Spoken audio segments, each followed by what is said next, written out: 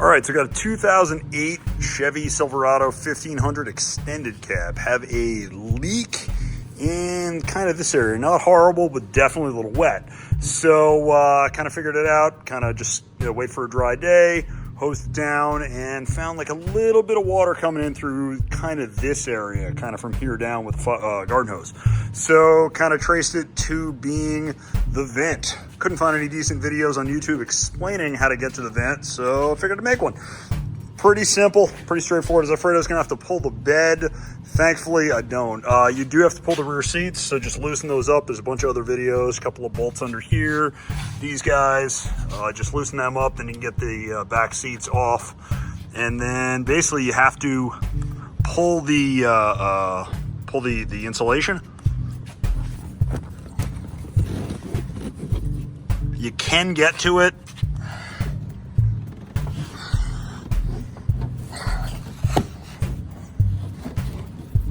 Sorry, I'm trying to do this one-handed and hold the flashlight too. And you can see the vent hole is up here. I already pulled it. But yeah, you can get to it. There's like a little tab underneath here. Just push it up. And then there's another one up on top. You can just kind of reach around and get it. Then you can kind of squish the vent out into the back of the bed.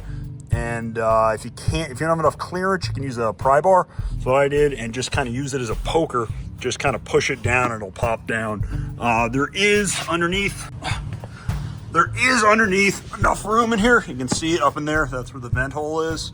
And there's this little indent here, and it will pop out. You can drop it in. You might have to snake it around a little bit, but you definitely can get it down from there. And then to get it back up, just shove it right back up in there, clip it in place, and you're good.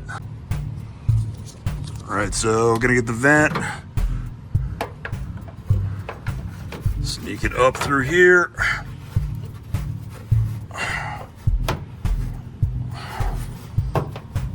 Might have to wiggle it over a little bit. Probably gonna have to go to the inside just to kind of kick that in and align it. Once it's aligned, should be able to just clip it right on in.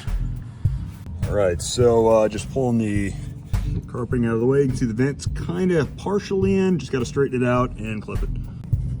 All right, couldn't do it, needed two hands, but you can see it clips in. You might just have to wiggle it a bit, just kind of adjust it, go up, clip down. Yeah. Should be good to get it without pulling the bed.